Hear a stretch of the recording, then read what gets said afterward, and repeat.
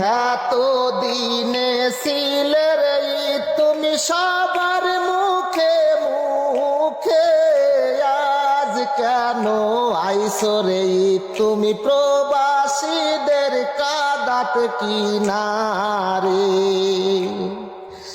এত দিনে খাইছি রে সে মায়ের কুলে বসে, আজকে খাওয়াবে সে মাই প্রবাসেতে মোরে কিনারে।